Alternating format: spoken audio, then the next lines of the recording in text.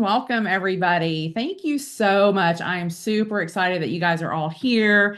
If we have anybody else pop in, we'll just kind of catch them up and go from there. But welcome to Systems and Support, how to scale your business without burnout. We all know how important that is and how easy burnout is, can just kind of creep up on us at any time, especially when we're trying to grow and scale our business.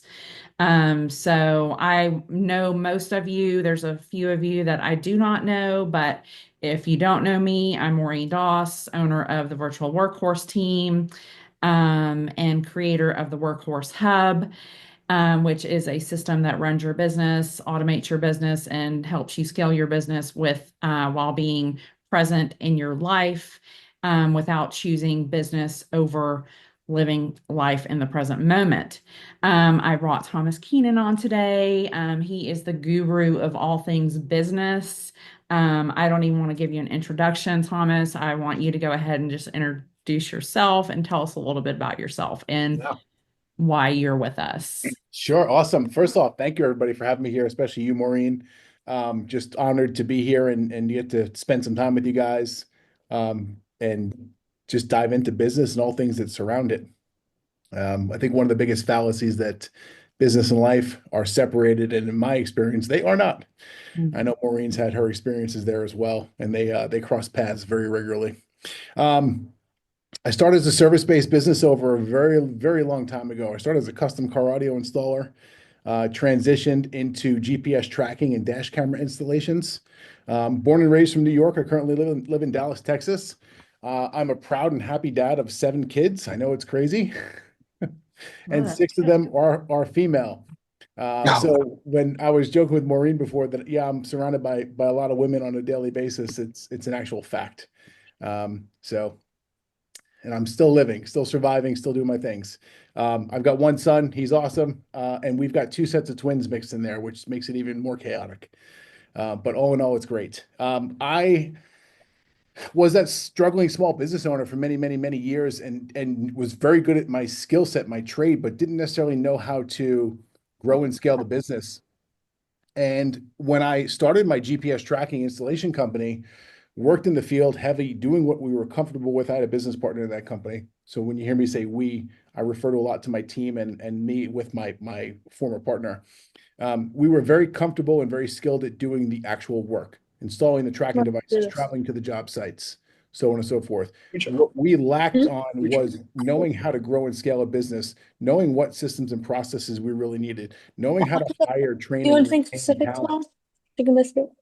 So that was difficult for us. So it took hiring a lot of coaches, mentors, going in through meeting people like Maureen, and Maureen and I met at an event.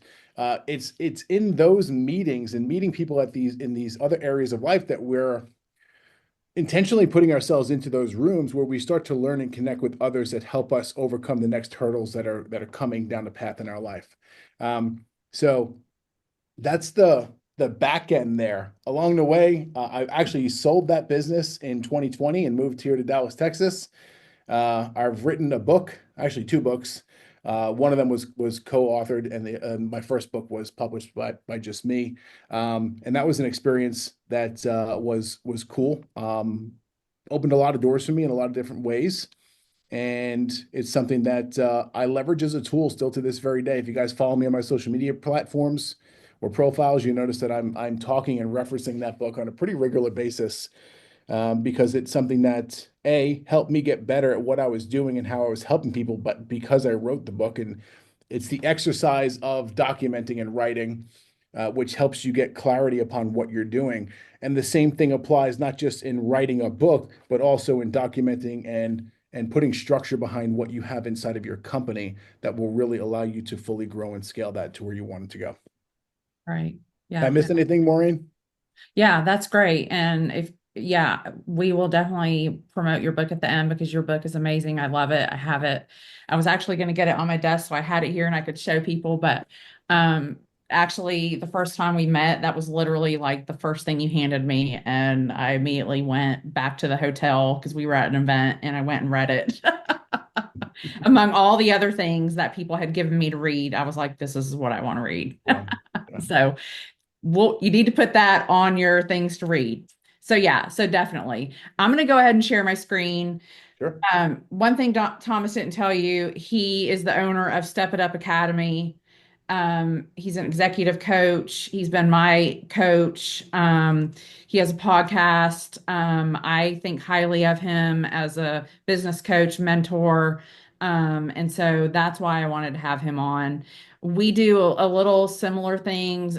We have some similar mindset as far as creating systems in your business and living your life now, not letting business and life be separate. And so that is really why I want to have him on my webinar. So that's why he's here. So welcome, Thomas. Thank you so much. I'm so glad that you are here. I'm going to go ahead and share my screen. We're going to get kind of do a Q&A style, guys. And so um, here we go. All right, so let me share, make sure. Okay, systems and support, how to automate, delegate, and scale your business without burnout. So if at any time, guys, I want this to be interactive. Most of you know I'm kind of even though I love processes, systems, all these types of things, I love to have a plan for my business. I'm kind of a fly by the seat of your pants kind of gal. If you have questions, please put them in the chat. Raise your little chat hand and we'll definitely answer them. We're here for that, and I want to answer your questions as we go. We'll also have a time for a Q&A in the middle, so feel free if you want to kind of save them up and we'll kind of have a chat then. That's great too. So welcome again. So excited to have you here. I'm really, really humbled that you guys are all taking an hour out of your freaking day to join me. Really, like if I'm keeping it real, I truly am. So what can you expect today? I kind of told you a little bit. I'm going to go through like a three-step framework that I feel is really foundational in your business to be able to scale your business. And then Thomas is going to kind of jump in. I've got some questions to ask him. And then I always like want him to jump in too and tell us his experience throughout it.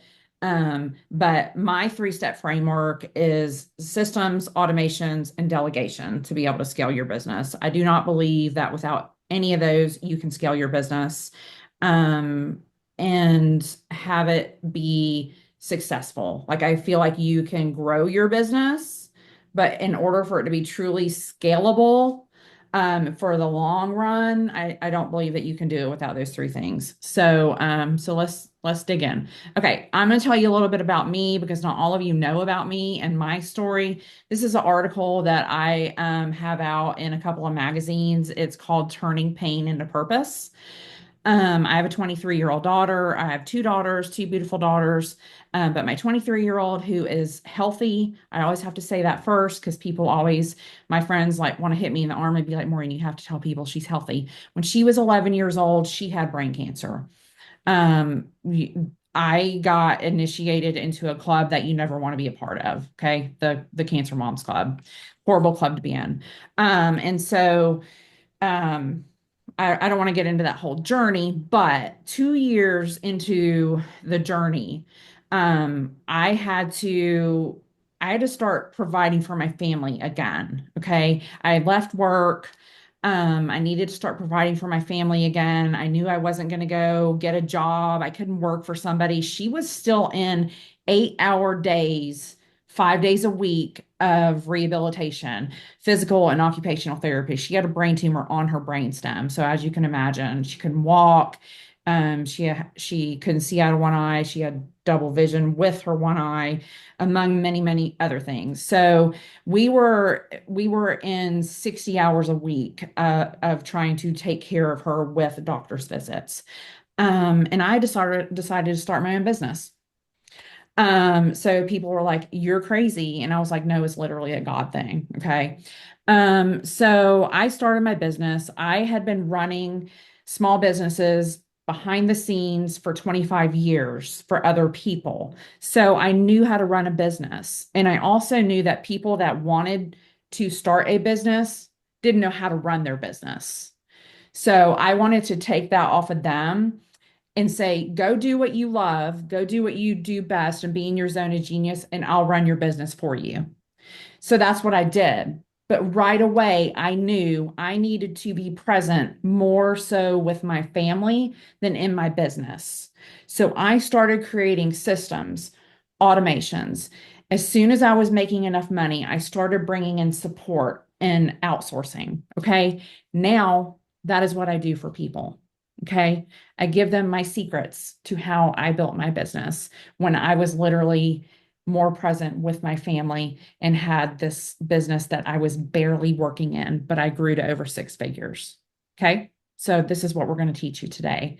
And we're also going to go into how Thomas helps other people do these exact same things. And we're going to let the cat out of the bag. So if you don't want to learn how to do that, you can hop off. But if you're in for it, you can stay on. So this is what we're looking for before systems and support. We're all overwhelmed. We're stressed. We're like, what the heck are we doing? This, who started a business? Why did I start a business? This is horrible. My wife, my husband, my spouse, they're like, why are you doing this? Why did you start a business? Can't you just go get a real job? You can work 9 to 5 for someone else and just come home and then you can be with your family and you can take vacation for 2 weeks a year and we can have some fun then. So what does it look like before systems and support and you put these types of things in your business? And I'm going to kind of tell you like what I feel like it looks like, and then I want Thomas to kind of talk about what he feels like it looks like. So you're responding to emails 24/7. You have no boundaries between work and family life. You're just missing out on your life. Life is literally going by you while you're working. You're literally taking your work everywhere with you. Okay. You're going on vacation, you're taking work with you.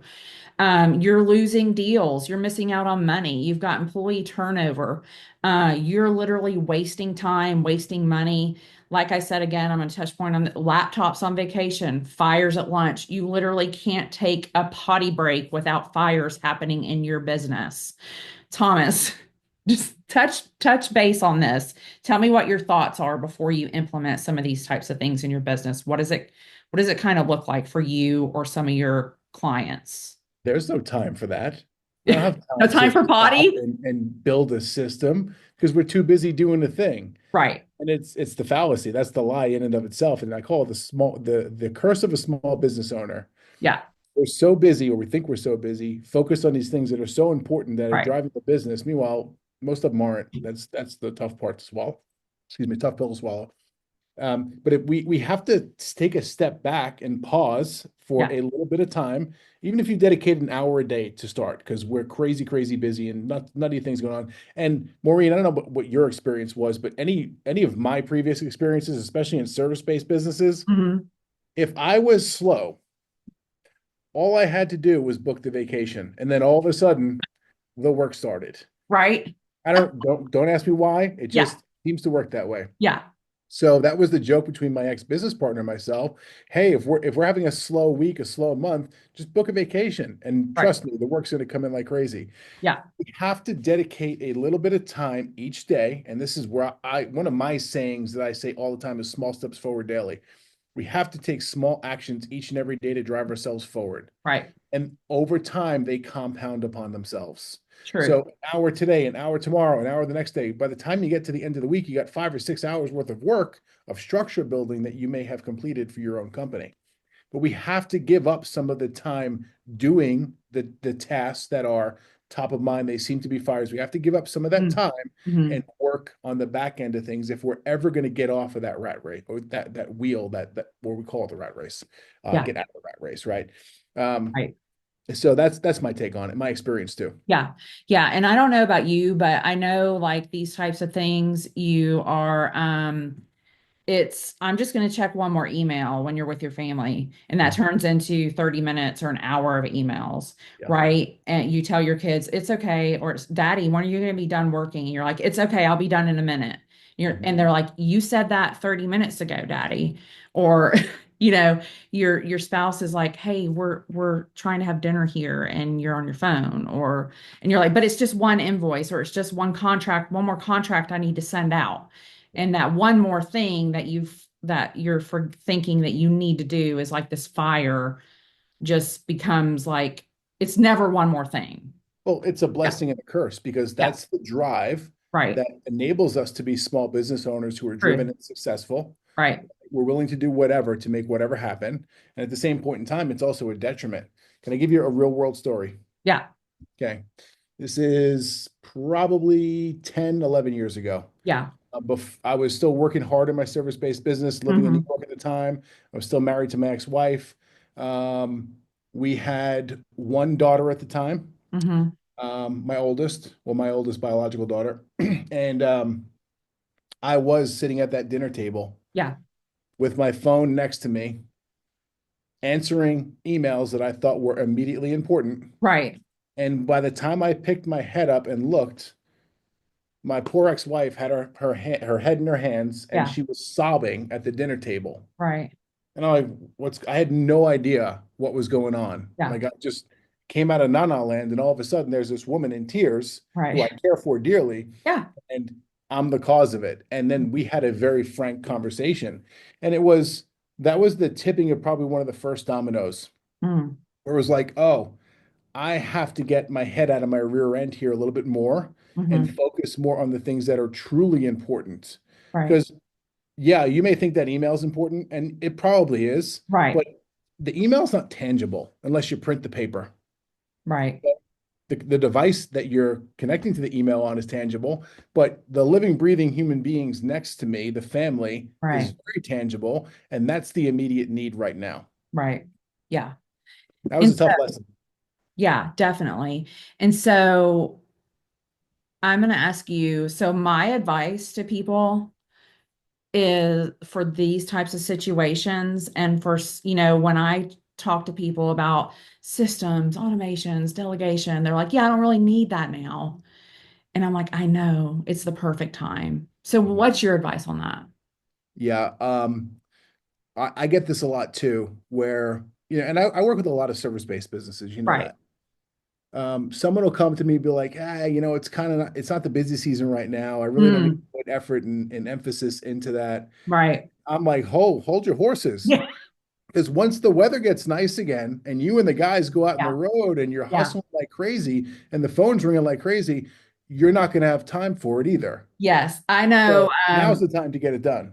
Yeah, I'm going to give a shout out to Leonard because I met Leonard yesterday and he's a service-based business. And so he is actually a pool guy. So, Leonard, that's for you. Yes, thank Yeah, you. you got to Thank you. do that type of work when you're in the slow season. Definitely. That's right. Yeah, yeah. Okay. I'm so with you on that, Thomas. But it is really hard sometimes to get people to realize that if they're like, I just really don't need that now, or it's slow, or yeah, I'll do that when I need it. And I'm like, you've got to do it before you really need it because you're not going to have time to really dig into that. Even if you hire somebody like me or you're not going to have time to sit down with that person and really do the work because then you're going to be overwhelmed and there's going to be a lot of fires you want to put out. So yeah, I think that's amazing. Okay, so I want to go ahead. We're gonna talk about some automation. Um, Step one, automation. The reason I talk about automation first is because I feel like maybe you're not ready to hire, maybe you're not ready to outsource yet. Okay, go ahead and set up some automations in the business. Let's get a system, let's get a great CRM that we can use to go ahead and take some of these things off your plate because there's so many things that we can go ahead and automate to start taking care of some of these emails and things like that. So these are just some simple things that I feel like the follow-up emails, the payment reminders, the invoices, your calendar scheduler, because I feel like those were some of the things like in the very beginning of my business that I started automating. So what would you say were some of the first things that you started automating?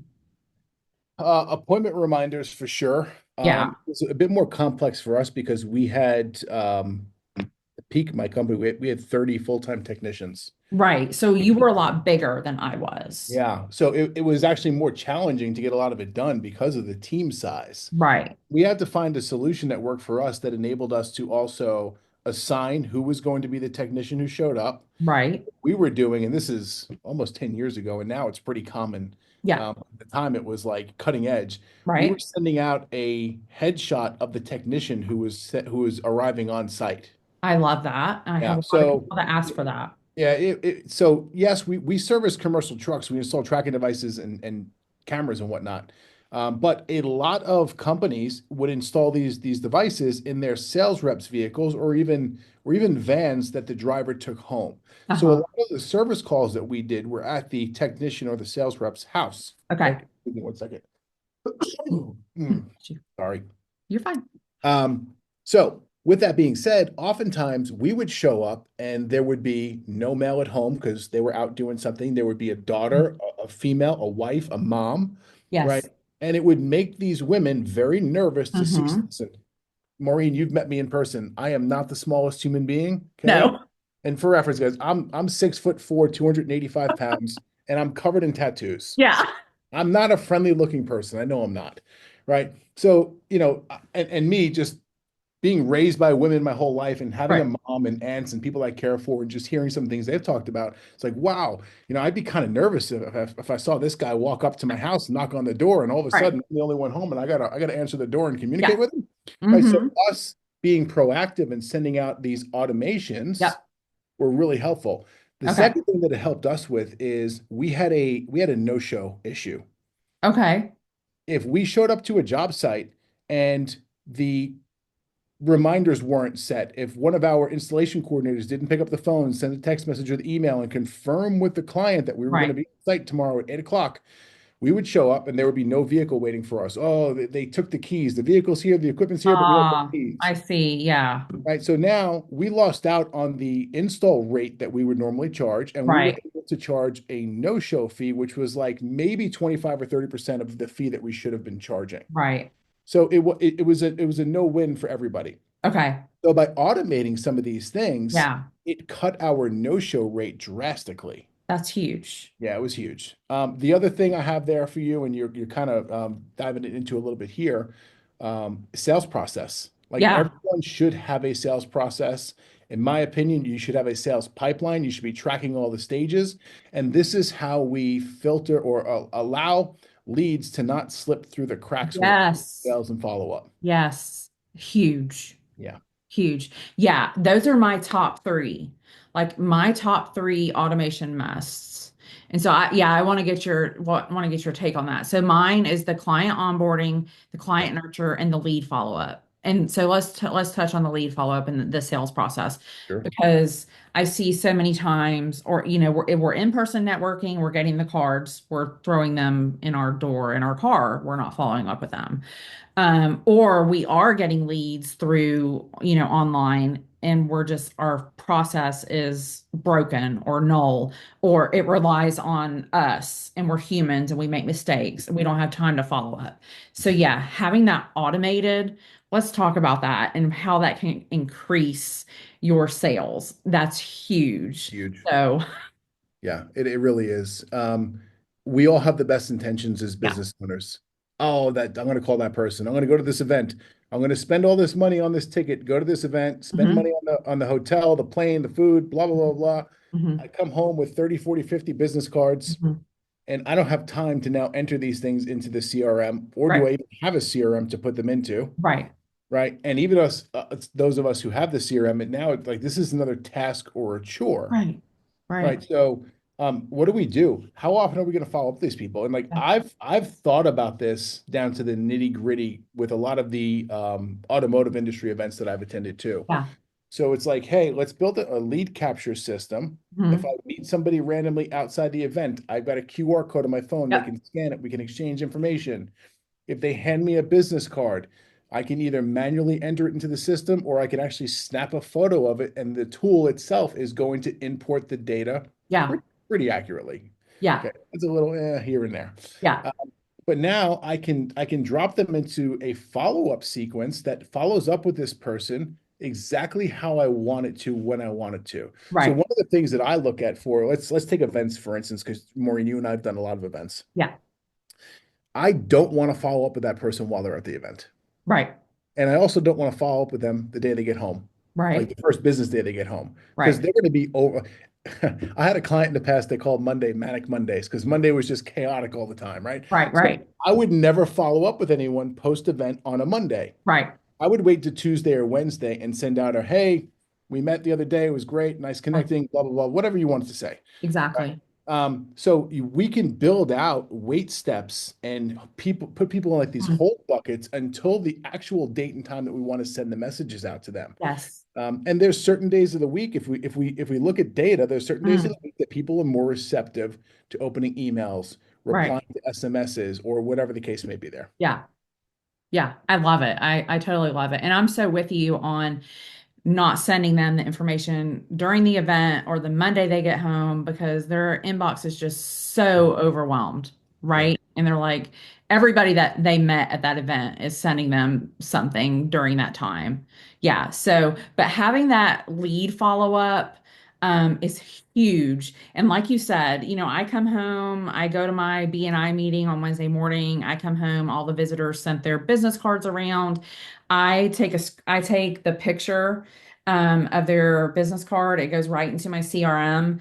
And like you said, I might have to like fix the first name or something, but then all I do is tag them with BNI visitor and they go into an automatic sequence that I have in there. Thank you for coming to the BNI. I would love to set up a phone call or a coffee chat, and then they go into like this sequence. And so having that taken off my plate, and not having like a literal stack of business cards on my desk anymore that, oh, every once in a while when I was going to launch something, I would go through and be like, oh my gosh, I better get all these business cards into my CRM so I can sell to these people, Mhm. right? And those people only hearing from me when I was trying to sell Want something, something. which is horrible. Yeah. Horrible. Mhm. So yeah, so my other two must-haves are the client nurture because I feel like that is something that people are missing. Mhm. Because even though we're interacting with our clients, sometimes we're just not like what I do is I love to, so I have a client nurture sequence that let's start with the onboarding. So they go through my onboarding process, right? They get like, thank you, here's your onboarding welcome packet. This is what you can expect from me. This is how I work. These are expectations from both sides, both parties in our interaction. This is when you can expect to hear back from us, how we work. All of that. Let's set up our meeting times. I know you have a really good onboarding process as well.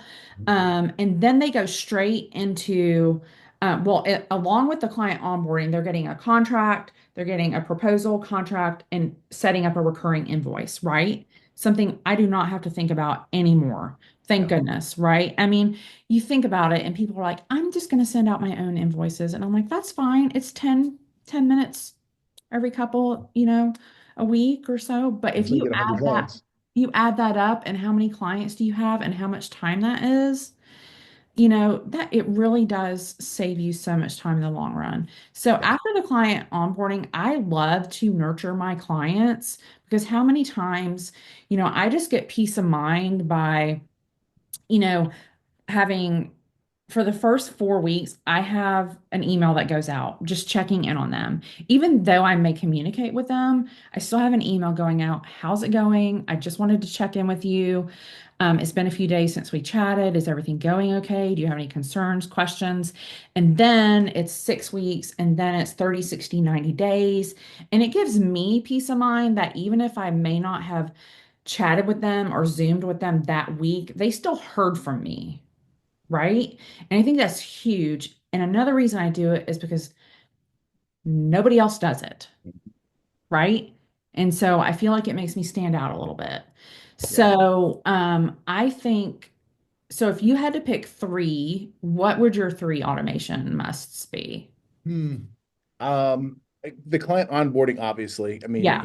especially if you have a client where you're working long term. I Yeah. think for businesses that are selling a one-time product to the client, you don't Right. necessarily need the client onboarding. It's like, hey, Okay. your invoice, pay your invoice, we'll start the job. Here's the scope of True. work. Good, we started. But I also think that client nurture is important in either of those Mm. scenarios. Mm-hmm. Let me give you some real world examples. Mm-hmm. So since I spent 20 plus years as a custom car audio installer as well, I Yeah. work a lot with guys in the 12 volt aftermarket automotive space. Right. And one of the things that those guys are all trained to do, and not, I shouldn't say none of them, very few of them actually do it because they're too busy, is pick up the phone post sale and say, hey, how do Yes. you like that crazy audio system we just put in? How do you like the new wheels and tires? How do you like the new wrap job? How do you like the new tin? Whatever widget they sold them, right? Right. So one of the things that we've done very successfully, and I know you're aware of this too, because you do it, is build that client nurture post sale. Yes. We wait, 24, 48 hours post sale, and then we start the automations. And Mm. it runs for 42 days in total. Yeah. That's I found that works the best is 42 Right. days. And as time goes on, the messages get further and further and further apart. Right. Right. So Exactly. for the first 2 weeks, we're in their inbox pretty heavy. And then by, day 42, they haven't heard from us in probably 2 or 3 weeks between the last message and so on Yeah. and so forth. So that's very helpful. Yeah. It's not to push, it's not to sell. I think that's very important right there. You're not No. really sold this person something. Yeah. Don't push your product here. However, you can gently let them know that the door is open, the Yeah. phone lines are open, the Yeah. email inbox is open. If they have any questions, or if they want something, we'll gladly communicate with them. And Right. I've seen that those automations turn into upsells. Hmm. Exactly. Because you're saying front of mind, Mhm. and they're like, wow, they really care. Yeah. And I think to find people that actually really care, they're like, it's hard to find, you It's know. true. So let me ask you, so what about reviews? Yeah. Sending Google, would you, the automated Google review? I think so many people are wanting those reviews. Yeah. Yeah. Um, We do that too, especially when it comes for the retail guys. It's post sale. right. And when a client is marked as one or they're dragged into the appropriate sales pipeline column, it Mhm. triggers a couple of things. It triggers the client nurture follow up, Mhm. and it also triggers, hey, if you were happy with today's service, go ahead and please leave us a Google review. Yeah. And what we've seen is a massive increase in the amount of actual Google reviews that are given to the client, which is pretty cool. Hmm. Okay, I'm going to ask you a big question. It's huge, Thomas. Okay. What do you say when people say, but it's so impersonal? Automation is so impersonal. It's better than nothing at all. And Ah, there that's you what go. most people are doing is absolutely nothing. Right. Okay. Yeah. And one thing that I say, I feel like there are so many ways that we can make it personable now. Yeah. You know, I feel like you can tell when things are automated. Hmm. And I try to stay away from the instant reply, like you put something in and you automatically you before you even like send it in, you got a reply. Like you can definitely tell that's automated. But even, I remember, I think honestly, when at your mastermind that I came to in Dallas, one of the things that we were talking about was AI. And I was thinking, oh, people don't want AI. Like it's so impersonal. Like, why would you want to talk to an AI? And then there was someone else in the room that was like, oh, my people love AI. They'd rather talk to AI than a person. And I was like, what? So you just never know. Yeah. Yeah. And if So, you train the AI properly too these days, it's crazy. oh, yeah, that's Mhm. that's definitely crazy. Okay. So what would you say before we move on to delegation? What would you say is your biggest advice for when to start automating things in your business? So one of the things that I have my clients do when they first come in and start working with me is a time study. It's Mm, not fun. It is not sexy. It is one of those right. things where it's like, hey, just suck it up and get this over with as And it quickly seems as so possible. simple. They're like, what, really? Yeah, Yeah.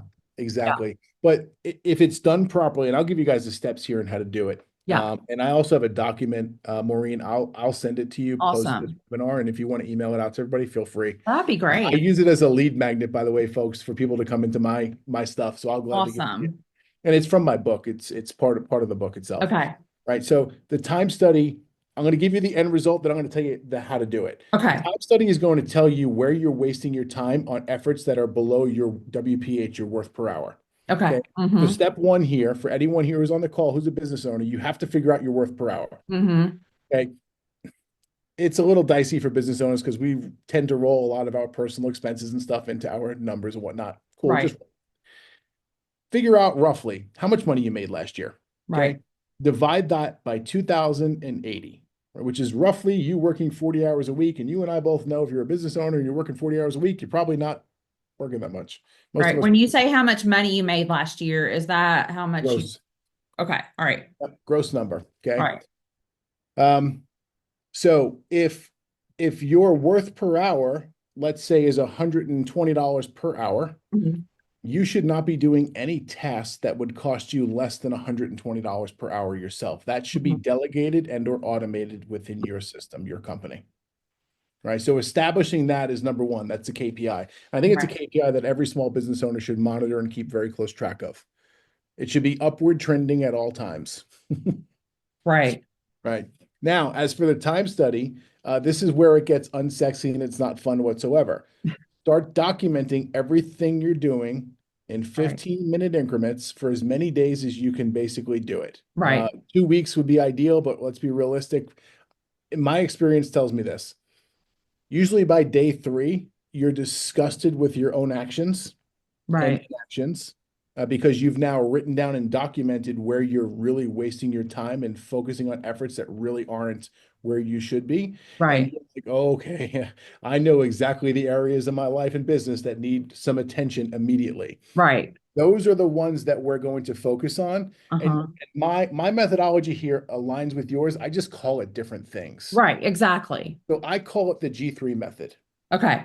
G1, we have to get it done, which if you're the small business owner, you've been doing it for X amount of years, you're the Right. expert. Okay, so step one is get it done.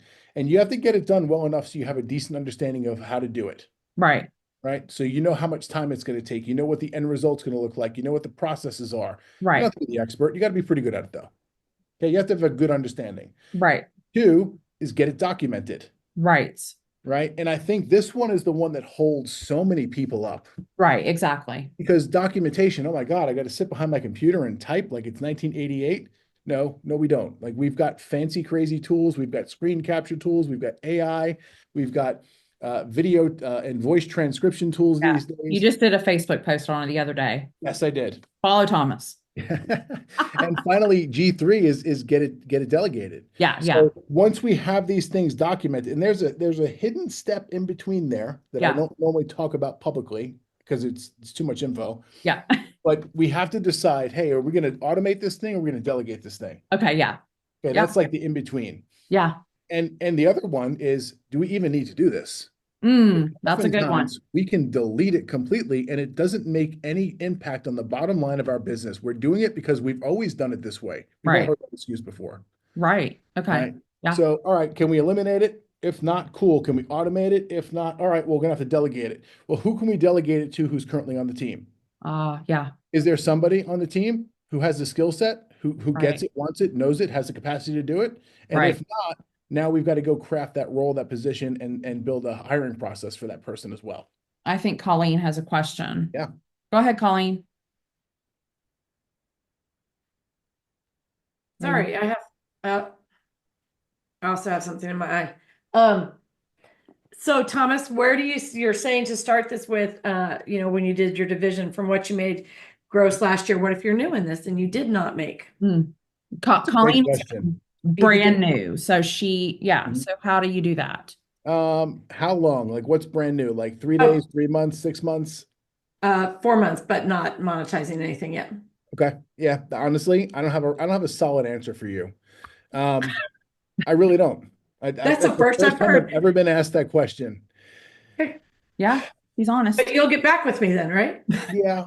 I mean, here's the deal, Colleen. Here's how I look at it. You're in that startup phase right now. Hmm.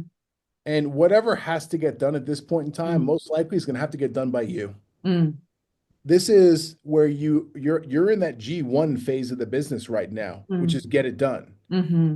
Get it done figure out what works and figure out what doesn't work, Mm-hmm. build a system around it. And then even if you're the one doing it, if you have a system, you will become more efficient at it. Mm. Means you can do more other things. Mm-hmm. Keep stacking that up. And over time, the money starts coming in as well with it. And Mm-hmm. now you can start delegating some of those low level activities. Mm-hmm. Because right now you're in a phase where, yes, this may be a 10 or a 15 or a $20 an hour task. I don't really love doing this, but it's necessary for the business. Those are the ones that you're eventually going to automate or delegate to someone on the team. Mm-hmm. Right. And I feel like I have a lot automated already with Maureen, but I'm to the point where I probably should delegate, and I'm okay with delegating so that I can do what I love to do. Mhm. I'm just not sure what should be delegated. Right. I think that my point of view on that is, do I know how to do this? Do I want to learn how to do this? Is it going to be a quick thing to learn? If not, can I delegate? Right. And being a brick Or and am I mortar going to learn business how to do owner. this? And, right. And I feel like being a brick and mortar owner for so many years, I want to know how to do everything Mm-hmm. because I don't have a lot of faith in not having that knowledge Mm-hmm. and somebody else doing it for me. So that then the delegation becomes harder for me because I'm not sure that you could actually do it as well as I could. Oh, nobody can. You got to get over that. That's a Yeah. self-limiting belief. So I'm the king of that, by the way. Okay. And over the years, I've developed some stats and some tools that I use to help myself overcome those issues, right? Yeah. Nobody will ever care as much as you do for your business, and no one Right. will ever do it as good or as efficient or as fast as you can, for the Mhm. most part. Right.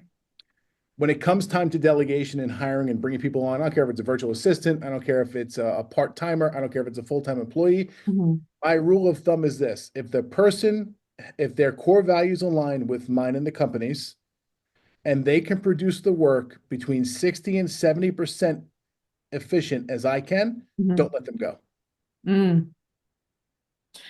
Yeah. So one thing Thomas does a lot of that I don't is hiring a team versus I'm a lot of outsourcing, delegating to a VA, and he can help you as far as hiring a team and things like that. Would you say, am I right in saying that, Yes. Thomas? Yes. Or And I never in a million years did I want anything ever to do with hiring. And as a small business owner, I was forced into yeah. getting good at hiring. Okay. And it's one of those things, Maureen. It's like never in a million years did I ever think I'd work inside CRM platforms on a daily basis. And I was terrible at it at first. I was Yeah. terrible at hiring at first.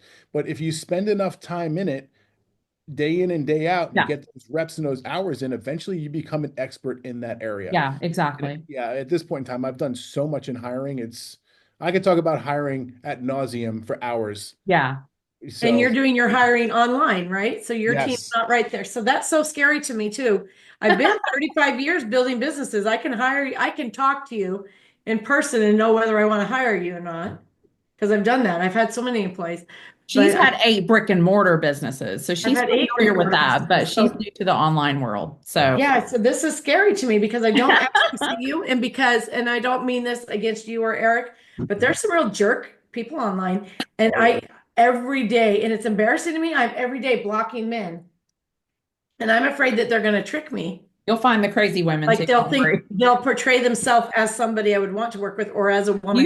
You will notice how to start figuring out those types of people yeah, before you get involved with them. But yeah. yeah. I talk heavily about hiring hoops, forcing people to jump through intentional hoops that we put in place in order to basically trip them up Yes, or eliminate them from the process. definitely. Yeah. And Yeah. that pans out in the long run, you think. Mm. Oh, 1000%, Mhm. 1000%. I don't, so, for instance, the location I'm in right now, this is, one of I do a lot of fractional COO work. Okay.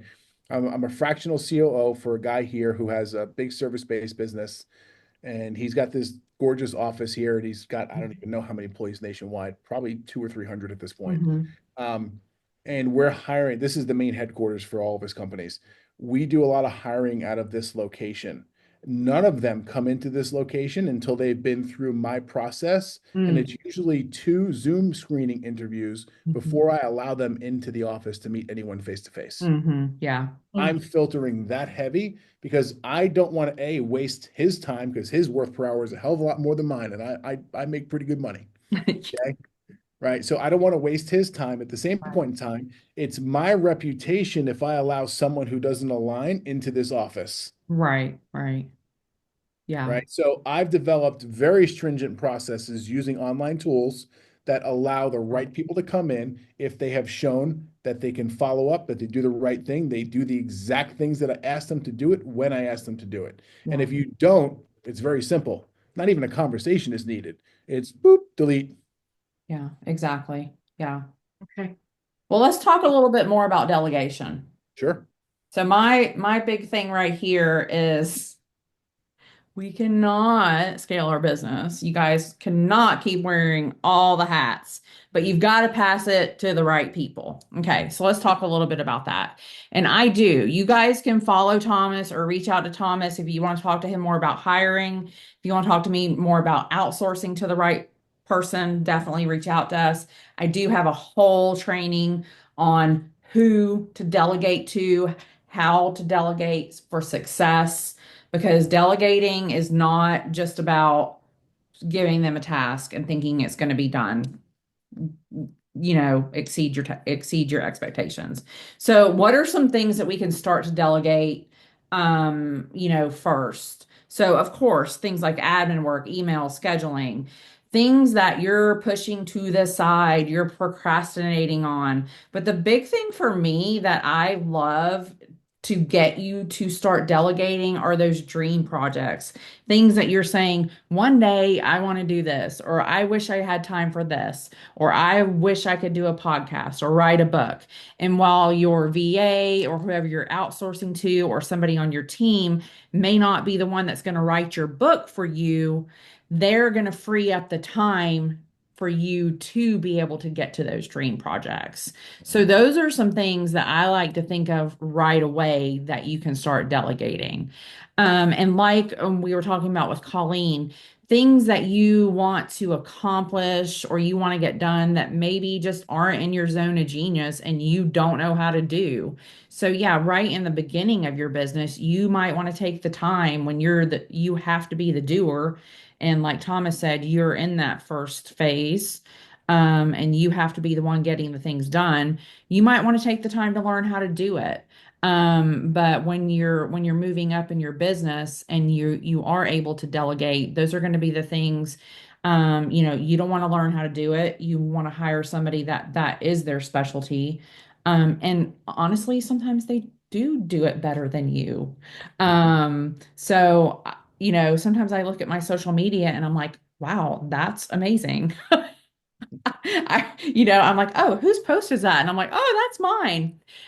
So definitely. So when you start delegating or outsourcing to somebody, what are some things? Let's look at this thing. Like, what are we delegating for? Like, what are we creating space for when we start delegating, outsourcing, or bringing on team members, Thomas? I think that's a real conversation that you have to have with yourself. Yeah, Like, hey, what am I trying to do here? Because yeah, oftentimes we start this business and we say, hey, I'm doing this for the freedom, I'm doing this for the money, I'm doing this so I can be in control. I yeah, want to be my own boss. And then 3 years later, you painted yourself into a mm, corner, yeah. and everything in that business runs everything in your life, not you and your life running the business. Yes. So I think it takes a lot of clarity first on what are you trying to get rid of? What are you trying to free up? What are you trying to provide? Yeah. What are you trying to build? Is it legacy? Is it notoriety? Is it wealth? Like these are some real questions you have to have with yourself, Yeah. right? And this is, going through a lot of coaching that I went through over the years. Those are the areas that the coach really helped me. Yeah. Hey, go deep into the weeds and figure out what do you want from this thing? Yeah. Exactly. And the deeper I got into it, the more I realized, I don't need $10 million a year. I Right. wouldn't say no to it either. Yeah. I I don't mean, need that in order for me to feel fulfilled. right. Right. Yeah. And it also took me a lot of growing up over the years too, for me to learn and understand a lot of these things too. Right. Yeah. So getting clear on those things is super valuable, super Mhm. helpful. Right. Yeah. If you guys haven't heard of this before, check out SMART goals and go and start putting some SMART goals in place for yourself. Mhm. And Yeah. if you do that, you'll get the clarity needed. Yeah. Right. I'm not going to dive into SMART goals because there's so much stuff on the internet that speaks about it way better than I ever will. I'll tell Yeah. you guys to just go hit the Googles on that or even ChatGPT, and it'll pull up some really cool stuff. Yeah. But you have to figure out what those end goals are. And Yeah. then I'm a big fan, and this also goes with building automations and systems, Maureen. Yeah. We start with the end in mind. If we know what the end Yes. result is, we also can figure out, hey, this is where we are today, right? This is the reality that we have for ourselves, Right. right? That there's the end result. Now, from the end result, I need to build backwards to get to where Yes. we are today, Yes. right? And if we build with that mindset, things come together much nicer. And it Right. also allows us to future think of the end result rather than build, build, build, build, build, and all of a sudden you hit a roadblock of, oh, I didn't see that coming. Exactly. Yeah. Right. And I think that also goes back to doing it before you really are in the weeds and you have to have it because you can already you're already thinking about the end goal and you've already created those processes Yeah. and the systems that you need to get there. Yeah, and I feel like it just really it and going back to the burnout, right? You're gonna help to prevent that burnout in your business. So I um, really am a huge proponent of that. And when we talk about, I haven't even like really gone into that, but living for your business. Um, yeah, I think we all, I think most of us have a why we start our business. And it's not usually like, oh, I just want to start a business or I bought a business, or sometimes it is, right? But it's usually, oh, I want to have more time with my family or this, or, something like that. And then we just get stuck in the day to day of running the business and we just keep moving forward like that, and then we kind of forget about why we started it all or what the end result is. And so I think that's huge. And so step three, I like to think of it as scalable success. What does that look like? And that's when we're talking about growing. We're not talking about working harder, doing more, working 16-hour days to scale our business. We're talking about we've put systems, automations, delegation, teams in place to grow our business. And, what does this look like for us? Yeah. And so what type of strategies? And for me, I like to think that by this time, we've got some automated funnels where we're bringing in money, right? We've got those automations in place where those leads are being followed up with, and they're scheduling calls and them, so that's coming in automatically. We've got a mighty support team, whether you've got a team on board with you in-house, you've got a great team to outsource to. You've got repeatable systems, right? They're easily repeatable. These are all set up. What I call scalable success systems, I believe, like I said in the beginning, is having all of that together, is having the systems, the automations, and the support all together.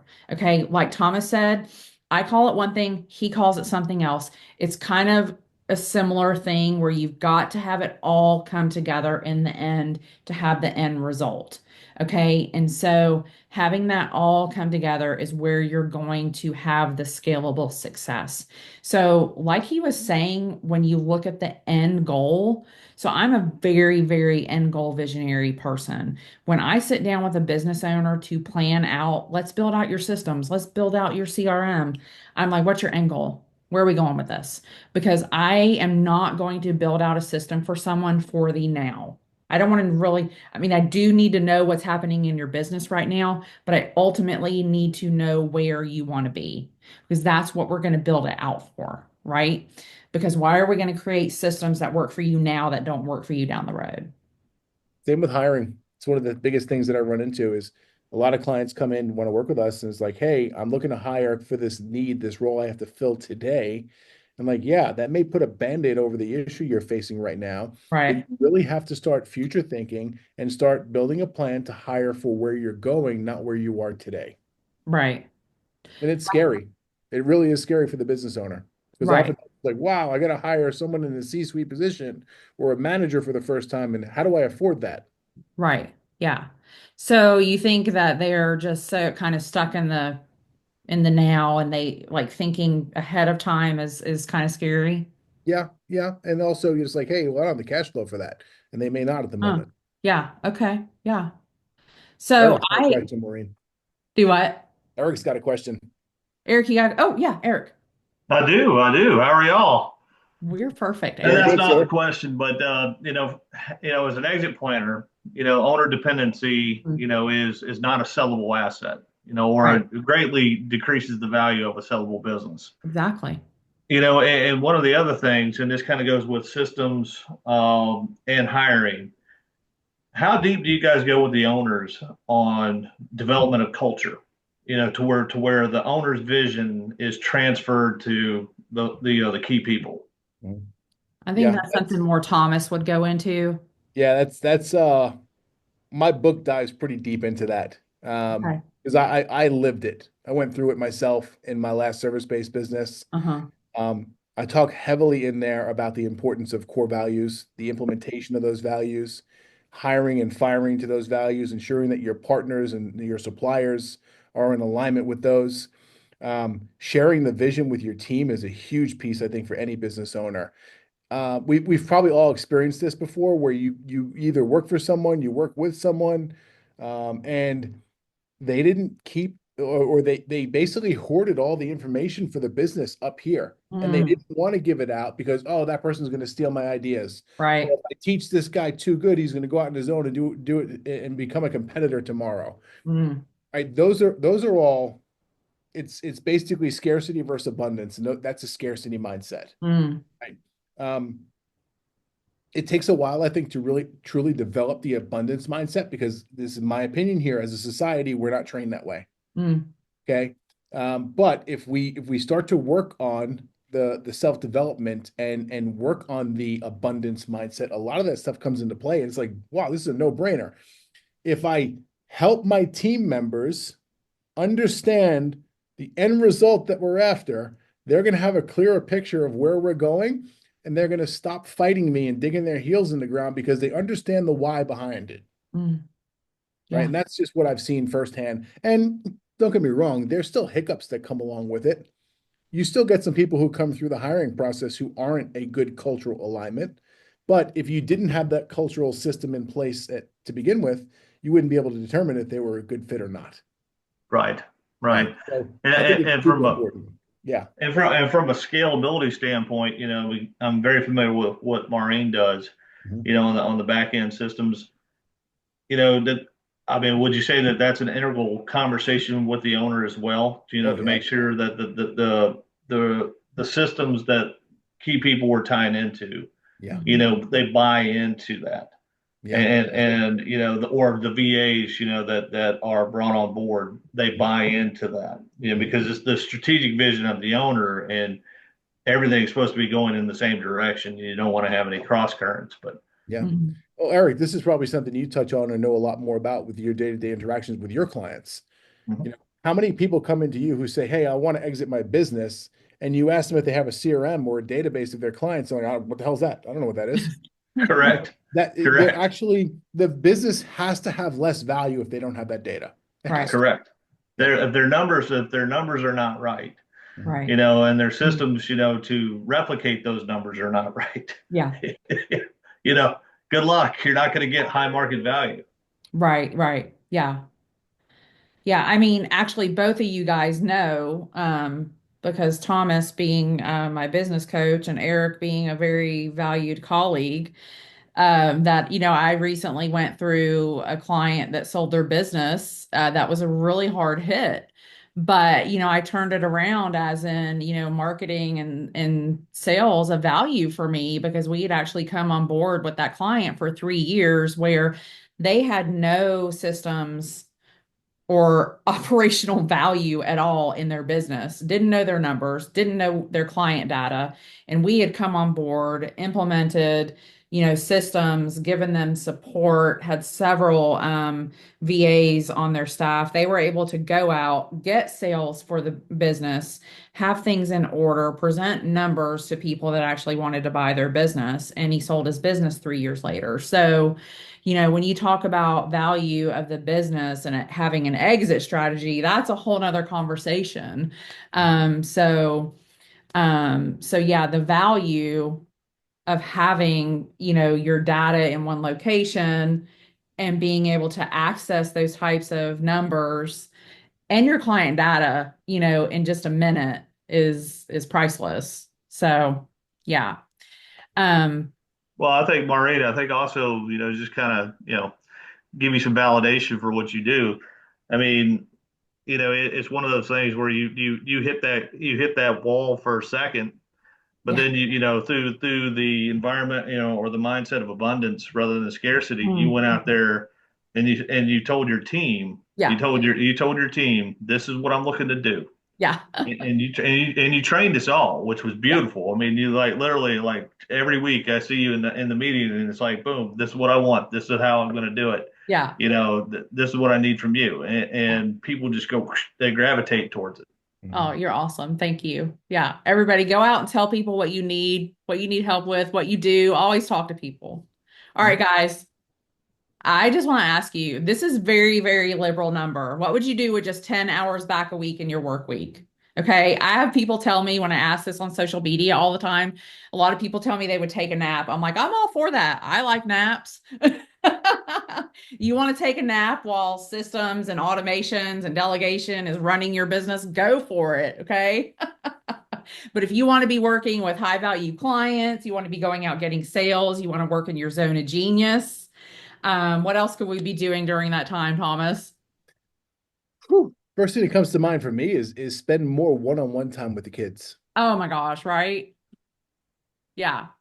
I mean, yeah, totally. I think about that. I think about, I have this little video that I like to share, and it's like, Mommy, when will you be done working? And the kids are tugging at you, and you're like, I'll be done in a minute.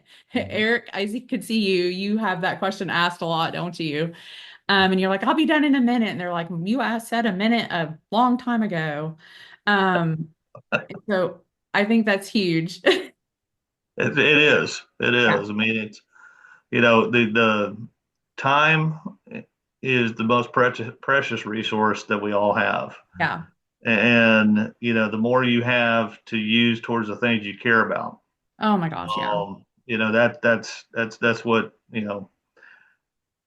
I don't know, that's very important to me. I think that's very important to most small business owners, you Yeah. know and yeah, I mean, I think I've seen it with some of the stuff you've done with folks we know, Hmm. and it's just that smile that they have, their energy levels, they increase. So there's physical benefits to Yeah. having the mental, I guess, relaxation that you have time to do the things you want to do.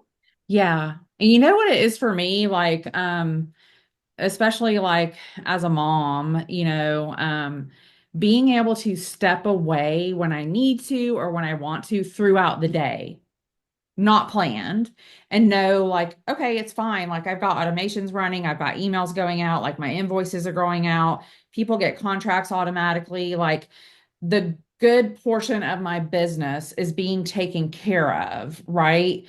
Now if a client calls me or something like that, it's usually not like I set up systems and automations and virtual assistants. I'm not doing heart surgery, so it can usually wait while I'm with my kids. You know what I mean?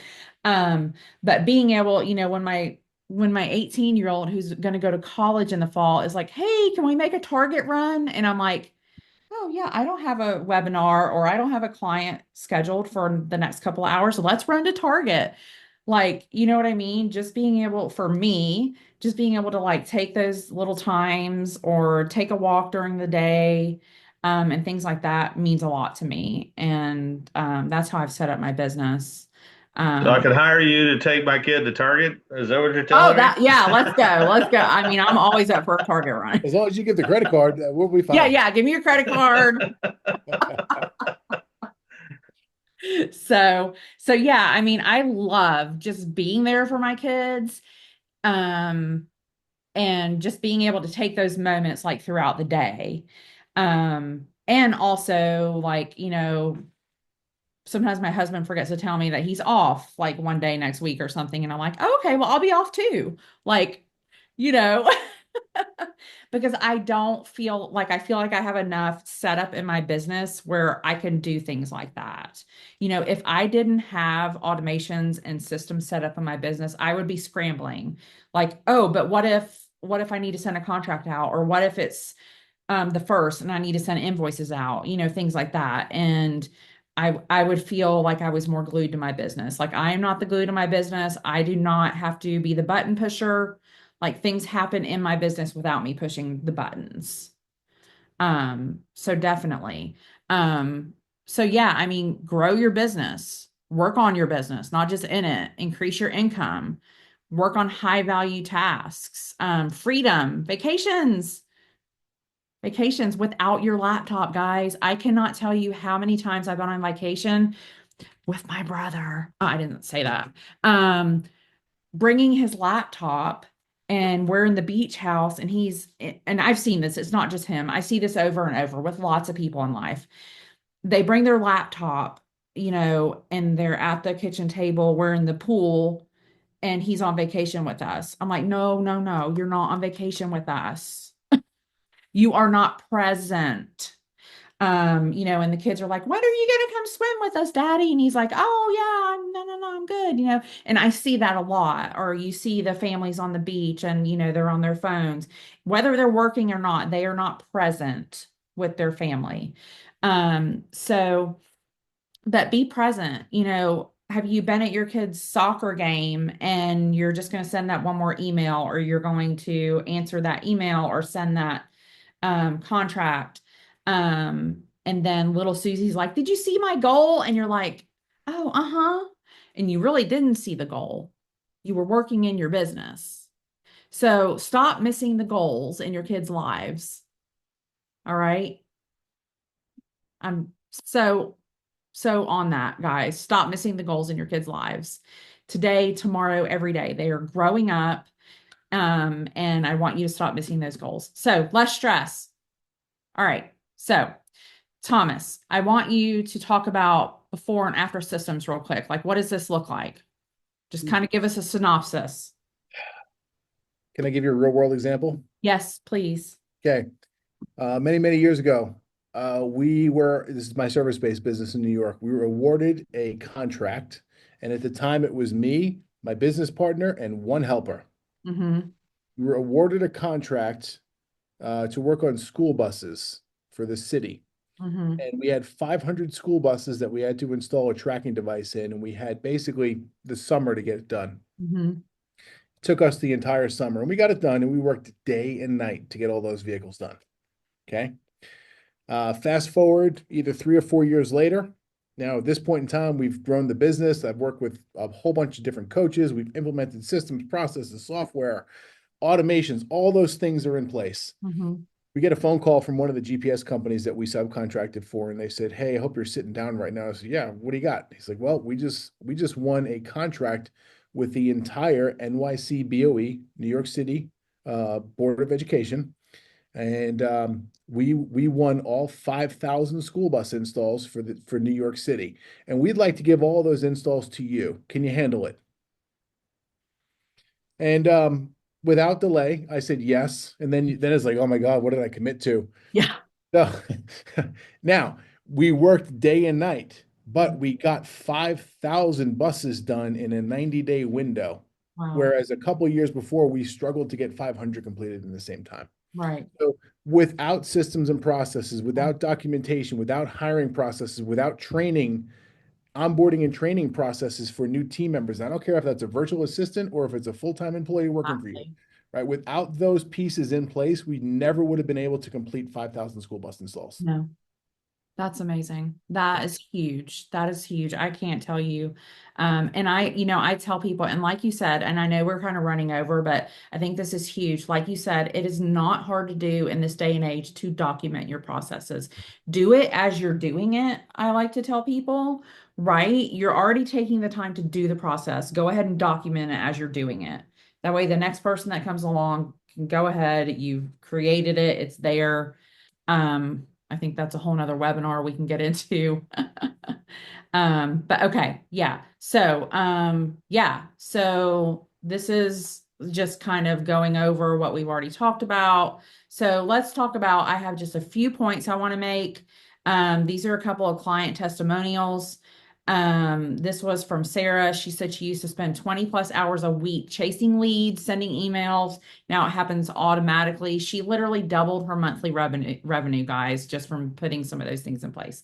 This is huge, and I don't talk about this enough. These are some things I want you to think about. This was a simple automation project that cost our client $1,200. The investment versus the return. So she saved 832 hours a year.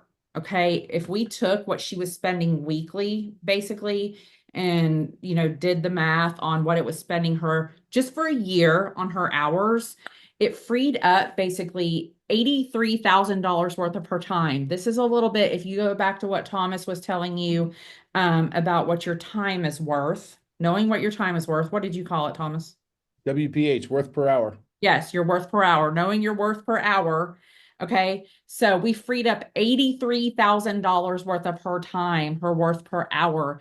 In a year, she generated an additional $780,000 worth of revenue because we shortened her lead response from days to minutes. Okay. We also improved her client satisfaction and increased conversion rates during this whole $1,200 project. You Okay. increased their worth per hour too. Yes. Didn't even know that, Thomas. Thank you. So if you think about it and you're like, wow, that's a lot of money to, Maureen wants $1,200 to set up this project. Or when you think about things like that, or when you think about outsourcing or adding to your team or setting up different things that you need in your business, I want you to think about some things like that. What is your worth per hour? How much is it going to cost to outsource this or to add on to your team or get this project done? And then look at it in the long run, guys. How much more, how much are you going to increase your revenue? And this is just a year. This is just a year. Okay. So basically, this was just a lead automation. She was taking about a week or more to get back to her leads. So not only was she losing out on leads, so she wasn't getting the quotes to the clients, and so we increased that time and increased the leads that she was closing. So that's huge. That's huge. So what does a systematized business look like? Okay. So before, you're just living for your business, living for your calendar, for your email. Does anyone, before I go, I know that we've kind of already talked about some questions, but does anyone have any more questions? Okay. Throw up your hand if you do. All right. So how Hey, do you, Maureen, I do. Quick question for you. yeah, Eric? I mean, great stuff, and definitely I appreciate, Thomas being in here, and everybody that's invited. Doing this on a systematized basis, where do you guys have any plans to do something like this on a, regularly scheduled, maybe a webinar type of thing, or a podcast? So, as far as Thomas and I together, we have not talked about that, but it's definitely something that we can talk about. And I know Thomas has a podcast. Okay. Thomas, The only reason I'm saying is that I think I could probably invite more people to the room. yeah. Because I think it is beneficial information.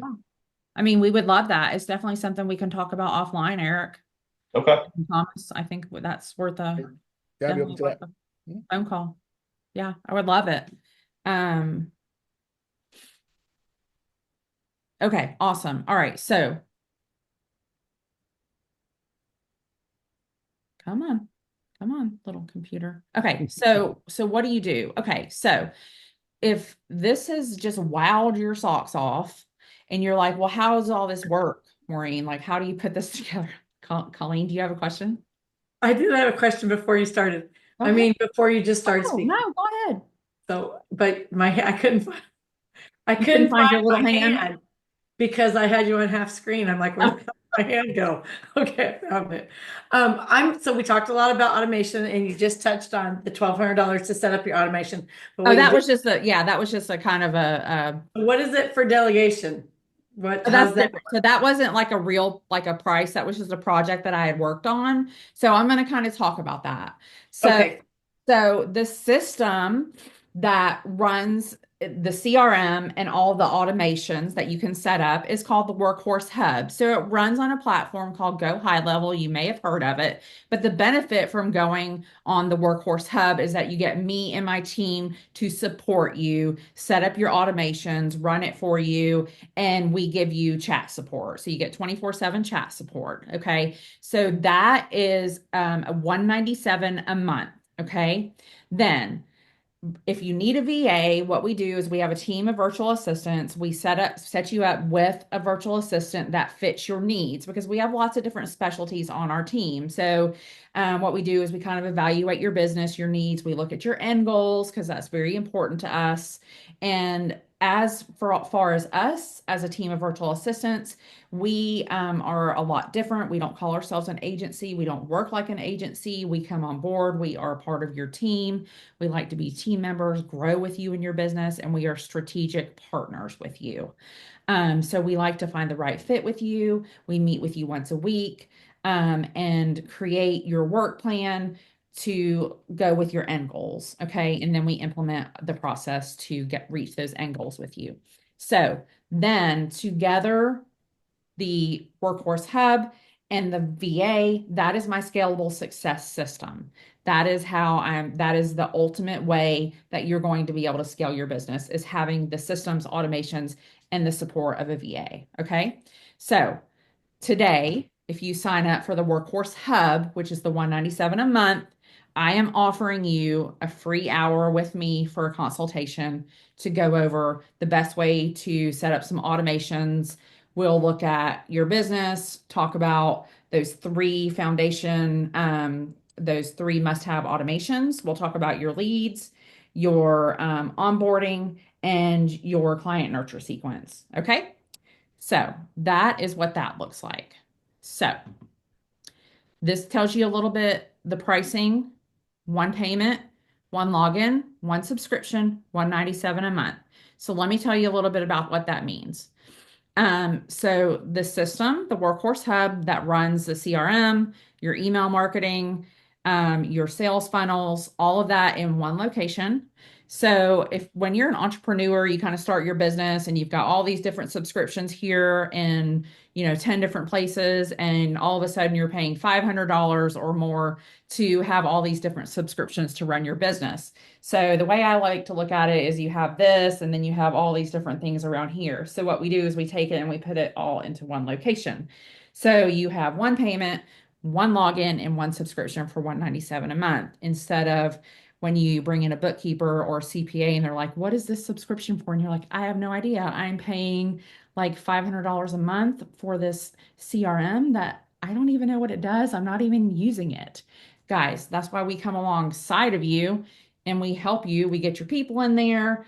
Like I like to say, you've got your CRM and your client. You put your clients in there and they're like sitting there twiddling their thumbs. Okay.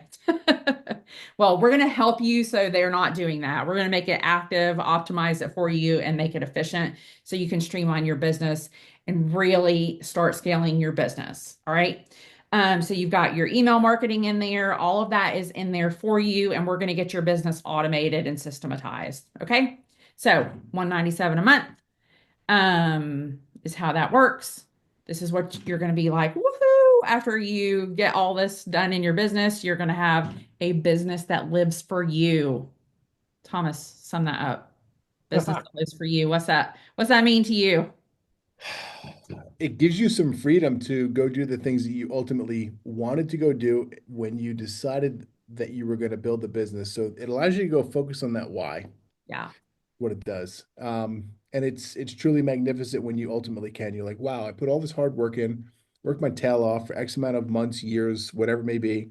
And Yeah. finally, I'm at a point where I can walk away from this thing because it's basically like a child, your business. Yeah. A lot of us think of it Right. as that, or we care for it like it is our baby because we're emotionally attached to it, right? It's like, man, I can actually walk away from this thing for a weekend and go have some fun with my friends or Mm. whatever the case may be. Um, that right there is a satisfying and fulfilling feeling. Yeah. Yeah, I love it. And I just have to call out Colleen because Colleen's new to the online world, but we have already been setting this up in her business. Okay. And we set up her lead magnets, we set up that lead flow, and she had to take 4 days off. It was about 4 days for some things that came up. And she was like, oh, like leads were coming in and things were happening in my business. And it was kind of really weird and I wasn't sure what I was supposed to be doing, but I wasn't supposed to be doing anything. Like people are just not used to things happening without them pushing all the buttons. Yep. So it's super nice, when I that think I starts got 36 leads or something in those days. I was sick and I was doing my first two summits between throw ups. Mhm. It was super fun. Yeah, yeah. And then your daughter was sick and you were watching I her. had all the grandkids. Yeah. Yeah. Okay. I want to touch on one last thing, Thomas. Mindset. How do you get over the mindset and get this implemented? You got a couple of choices, and I'm going to give you the choice that I made. And honestly, if I had to do it all over again, I wouldn't do it. Okay. Okay. The choice that I had was I don't have the money to do this, and I'm Yeah. just going to go get the software myself and figure it out. Okay. Now, Maureen knows this because we both spend a lot of time inside of the Go High Level platform. Yeah. I run my business in there. Maureen runs hers. I help clients in there. Maureen helps clients in there. It's a white, it's a blank canvas when you get a new system. There is literally nothing in there. Mhm. So the benefit to working with a partner like Maureen, who has built systems and processes, she's enabled to work on the behind the scenes of the software. She can do things such as create snapshots where she can go in and build something, prove that it actually works in someone else's business, and then copy and paste it directly into yours. Mhm. And that's pretty much what Maureen's done over the years that she's been in business. She's figured out what works, what doesn't work. She's Mhm. become the literal expert on how to implement and use that tool. And it's her and her team going in and basically copying and pasting these proven systems into your business in a fraction of the time. And you Yeah. don't have to worry about any of the geeky tech setup that drives all of us crazy, including myself. And I do this every day. Yeah. Wow, Thomas, you didn't even know what I was about to offer. Go, Thomas. Okay, guys, this is the last thing I'm going to tell you guys today. So, my last offer today, if you sign up today at the 197 for the Workhorse Hub to automate and systematize your business, I have a snapshot like Thomas was talking about that I have perfected over a couple of years that I can put into your system.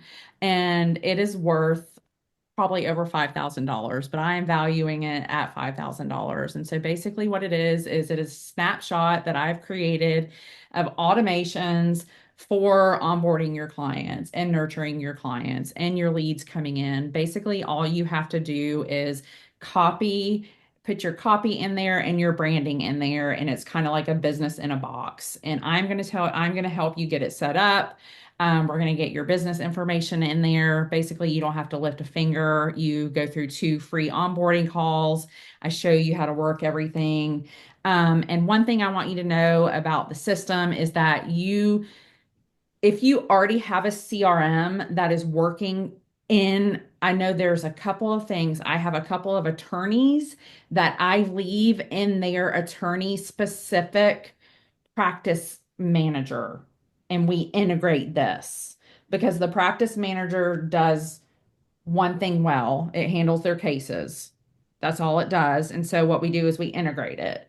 And then I have a couple of people in um, another one that will integrate.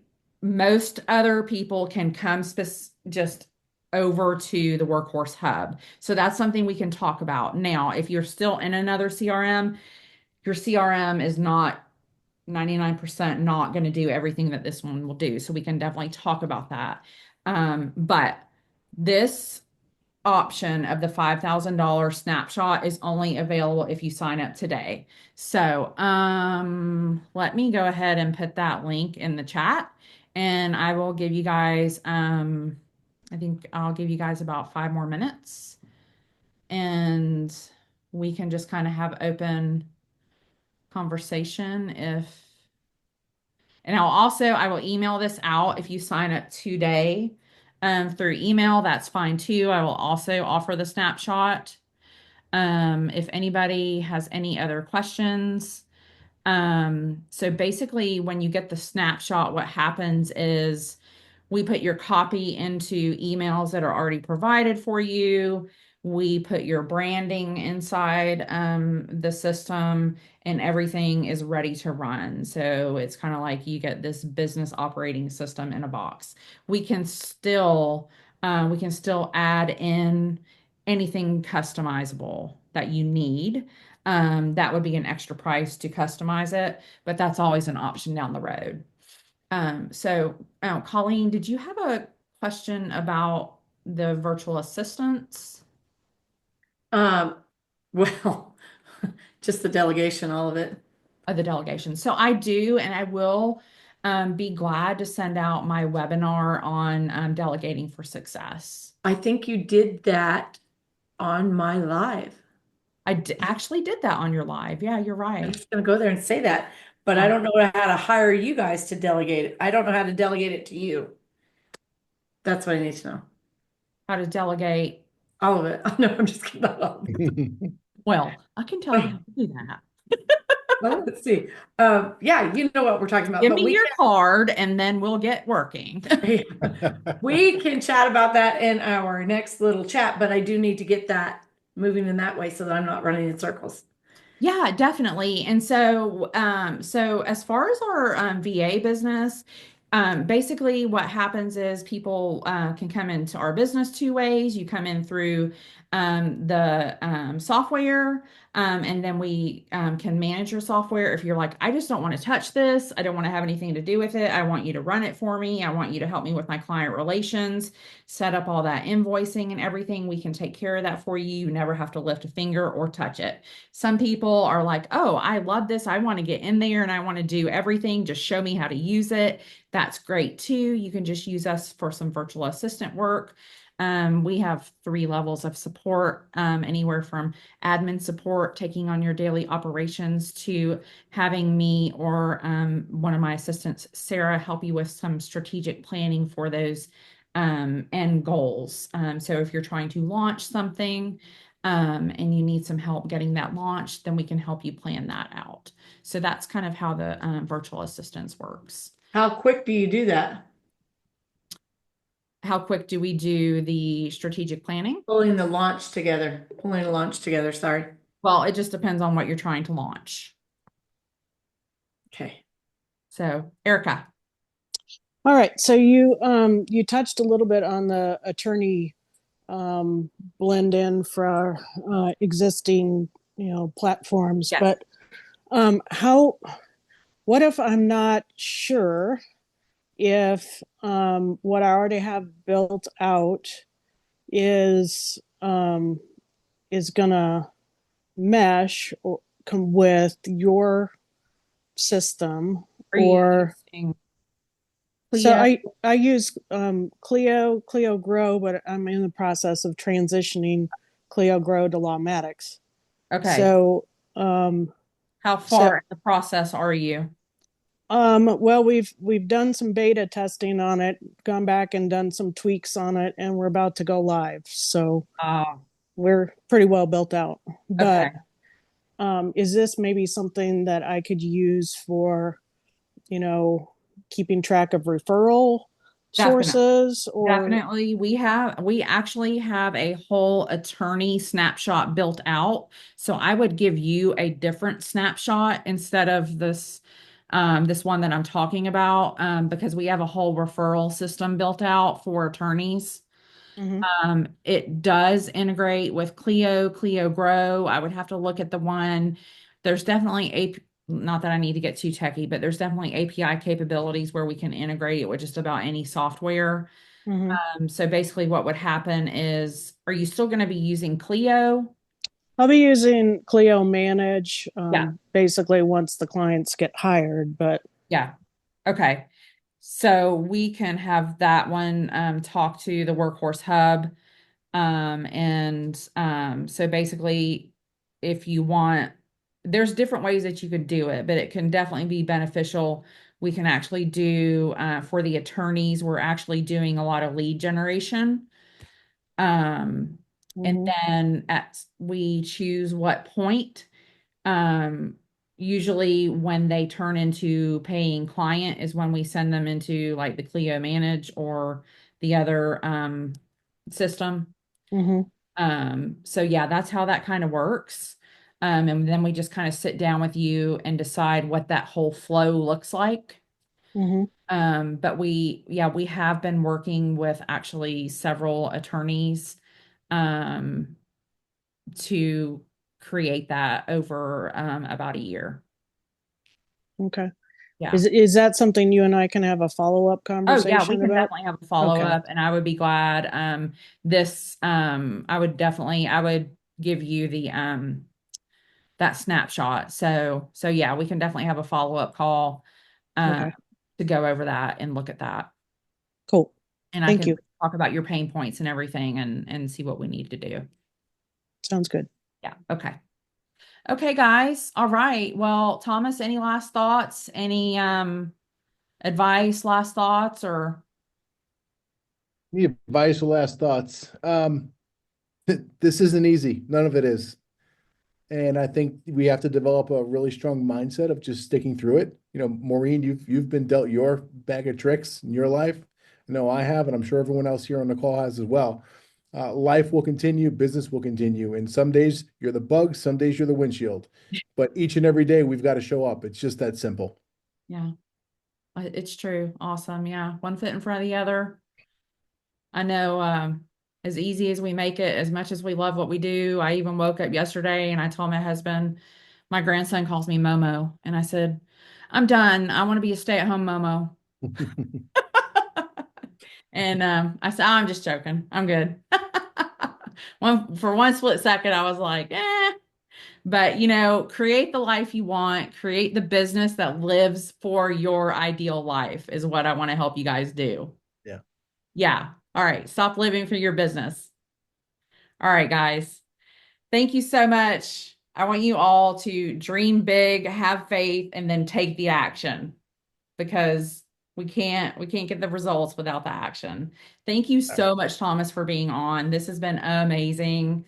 I know we went over, so I thank you guys so much for hanging around with us. It's been great, and bring your friends along next time. We'll catch up with everybody later. I appreciate you.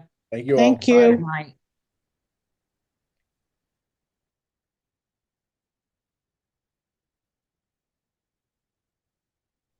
I think you did good. Well, thank you. I'm over here like pushing the wrong buttons, trying to like, I think you did good. I know I hated that it went so long.